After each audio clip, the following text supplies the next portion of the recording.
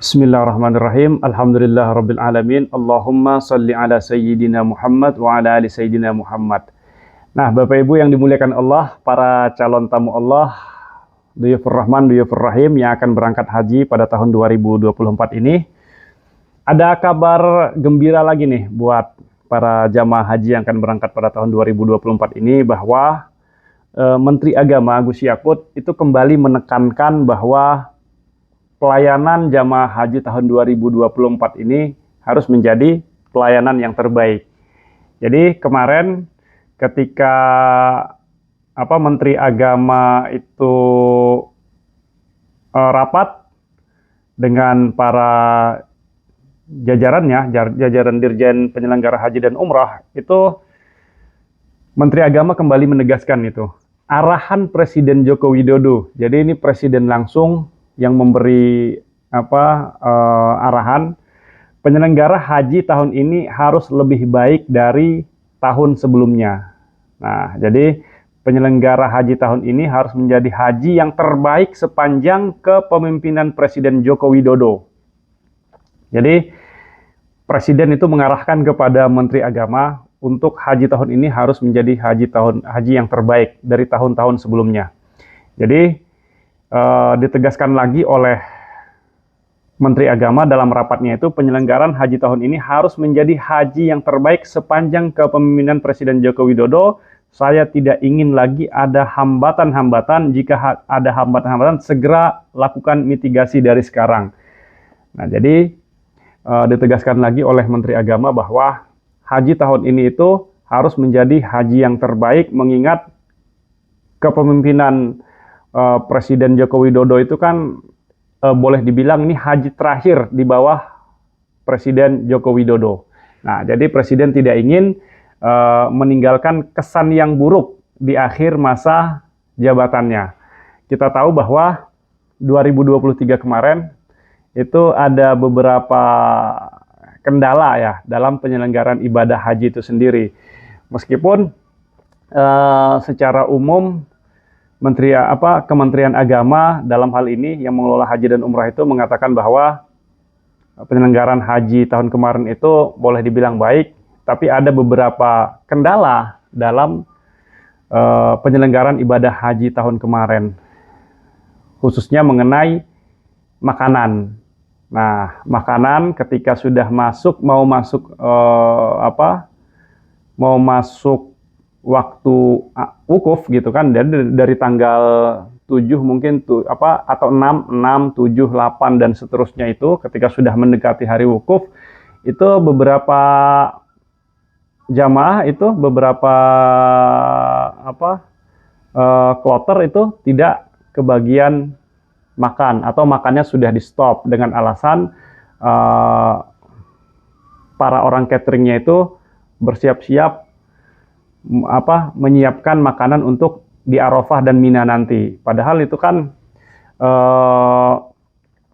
bisa diatasi sebenarnya oleh orang catering, itu kan tanggung jawab orang catering, tapi dengan alasan karena mereka mempersiapkan catering untuk Arafah dan Mina, maka mereka mengorbankan catering-catering yang di kloter-kloter tersebut, sehingga para jamaah haji kemarin itu banyak mereka yang mengeluarkan uang pribadi untuk membeli makan. Nah, itu termasuk catatan-catatan penyelenggaraan haji kemarin. Kemudian yang beritanya sudah menjadi berita nasional tahun kemarin juga, bahwa penjemputan oleh bus di Musdalifah itu terlambat, sehingga sampai mendekati zuhur itu masih ada jamaah yang belum terangkut dari Musdalifah menuju ke Mina. Sedangkan waktu itu bisa dikatakan terik panas matahari ketika itu panas sekali gitu. Di Musdalifah itu kan lapangan luas begitu ya. Jadi bisa dibayangkan itu perjuangan jamaah haji tahun kemarin. Kesabarannya itu Masya Allah. Memang haji itu ya diperlukan kesabaran gitu. Nah, tahun 2024 ini itu Menteri Agama tidak ingin lagi tuh ada kendala-kendala seperti yang dialami oleh haji tahun 2023 kemarin. Diharapkan haji tahun ini itu betul-betul menimbulkan kesan yang baik daripada jamaah-jamaah yang melaksanakan ibadah haji pada tahun ini. Nah, dibuktikan dengan persiapan-persiapan itu sudah dilakukan dari jauh-jauh hari. Nah, untuk mendukung arahan dari presiden tersebut bahwa haji tahun ini harus menjadi haji tahun yang terbaik, itu sudah dibuktikan oleh Kementerian Agama bahwa tahun ini itu tenda itu tidak ada lagi yang di Mina Jadid. Jadi semua tenda itu dialihkan ke Muaisim. Kalau dulu kan masih ada sebagian di Mina Jadid, sebagian besar di Muaisim. Nah, sekarang sebagian yang di Mina Jadid itu dipindahkan ke Muaisim semua. Nah, jadi ini menunjukkan bahwa komitmen Kementerian Agama itu untuk menyelenggarakan haji tahun ini itu menjadi haji terbaik nih sepanjang kepemimpinan Presiden Joko Widodo itu betul-betul ditunjukkan oleh Kementerian Agama. Nah, kemudian update sampai hari ini itu visa jamaah haji reguler tuh sudah terus dicetak terus itu. Terakhir kemarin sudah 75.000, hari ini saya kurang tahu sudah berapa gitu. Yang pasti visa itu selalu terus dicetak gitu kan, sehingga nanti kloter pertama, kedua, dan seterusnya itu insya Allah untuk keberangkatannya visanya sudah dijamin begitu kan. Nah, tinggal yang kloter-kloter terakhir itu tidak banyak, mungkin sedang proses oleh Kementerian Agama. Nah, kemudian untuk mendukung kebijakan arahan dari presiden tersebut bahwa haji tahun ini harus menjadi haji yang terbaik, Direktorat Jenderal Penyelenggara Haji dan Umrah Pak Hilman Latif itu meminta mitra Kemenak yaitu KBAHU untuk mendukung kebijakan haji ramah lansia. Nah, jadi kebijakan haji ramah lansia tahun itu betul-betul didukung oleh mitra Kemenak yaitu kelompok bimbingan ibadah haji dan umroh. Jadi komitmen layanan KBAHU itu antara lain itu mendukung kebijakan haji ramah lansia. Kemudian manasik yang menekankan kenyamanan, kesahihan, dan kemudahan bagi jamaah haji lansia. Jadi untuk haji lansia itu betul-betul diberikan manasik yang membuat ibadah haji itu nyaman, tapi keabsahannya juga